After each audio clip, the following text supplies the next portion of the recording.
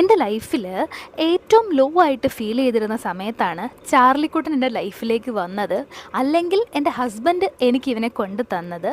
Actually അത് കഴിഞ്ഞിട്ടായിരുന്നു ഡിപ്രഷനിലേക്ക് പോകാൻ പാകത്തിനുള്ള കുറച്ച് ഇൻസിഡൻറ്റ്സ് എൻ്റെ ലൈഫിൽ ഉണ്ടായത്. അതിൽ നിന്നൊക്കെ എന്നെ കരകയറാനും എൻ്റെ മെൻ്റലി സ്റ്റേബിളായിട്ട് എന്നെ നിർത്താനും ഏറ്റവും കൂടുതൽ ഹെൽപ്പ് ചെയ്തത് എൻ്റെ ചാർലിക്കുട്ടനാണ്. അവൻ്റെ കൂടെ ടൈം സ്പെൻഡ് ചെയ്യുമ്പോൾ ശരിക്കും ഞാൻ അവനെ പോലെ ആകുന്നത് പോലെ എനിക്ക് തോന്നാറുണ്ട്. ചില സമയത്ത് എൻ്റെ ഹസ്ബൻഡ് എന്നോട് ചോദിക്കും, ശരിക്കും അവനാണോ ഡോഗ് അതോ നീയാണോ ഡോഗ് എന്ന്. ഞങ്ങൾ തമ്മിലുള്ള ബന്ധം എന്ന് പറഞ്ഞാൽ അങ്ങോട്ടും ഇങ്ങോട്ടും അടിയും പിടിയും കടിയും ബഹളവും ഒക്കെ ആയിരിക്കും.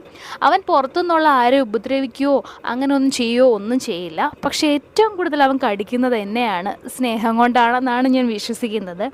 പിന്നെ ഇവ ഹസ്കിയാണ് കേട്ടോ. എനിക്കൊരു ഹസ്കിയെ വേണമെന്ന് ഭയങ്കര ആഗ്രഹമായിരുന്നു. മൊത്തമായിട്ട് ഹസ്കിയെ കിട്ടിയില്ലെങ്കിലും ഇവൻ്റെ അമ്മ ഹസ്കിയാണ്, ക്രോസ് ബ്രീഡാണ്.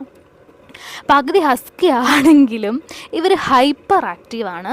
ഒരു സമയം അടങ്ങിയിരിക്കാൻ ഇവൻ അറിയില്ല. ഒരു 5 മിനിറ്റ് പോലും ഇവൻ അടങ്ങിയിരിക്കില്ല.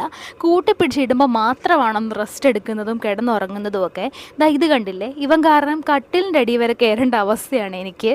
പിന്നെ കുരുത്തക്കേടിൻ്റെ കാര്യം പറയാൻ വേണ്ട. പക്ഷെ ഞങ്ങളിതൊക്കെ എൻജോയ് ചെയ്യുകയാണ് കേട്ടോ ചെയ്യുന്നത്. ഇതാണ് ഒന്നാമത്തെ കുരുത്തക്കേട്. അടുത്ത കുരുത്തക്കേടാണ് കുറച്ച് പ്രശ്നമുള്ളത്.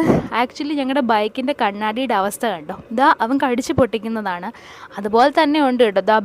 ബൈക്കിൻ്റെ ബാഗ് കടിച്ച് കയറുക, അതുപോലെ നമ്മുടെ ഹെൽമെറ്റിൻ്റെ ബെൽറ്റ് കടിച്ച് കയറുക. പിന്നെ കാർനെട്ടൊക്കെ ഇടയ്ക്ക് പോയി പണിയാറുണ്ട്, പക്ഷേ ഇതുവരെ കാര്യമായിട്ടൊന്നും ചെയ്തിട്ടില്ല. പിന്നെ കല്ല് കടിച്ചു തിന്നലാണ് ആശാൻ്റെ മെയിൻ ഹോബി. കൈ കിട്ടുന്നത് നശിപ്പിക്കുക. ഇതെൻ്റെ 4ാമത്തെ ചെരുപ്പാണ് കേട്ടോ. ഇത് ഹസ്ബൻഡിൻ്റെ ചെരുപ്പാണ്.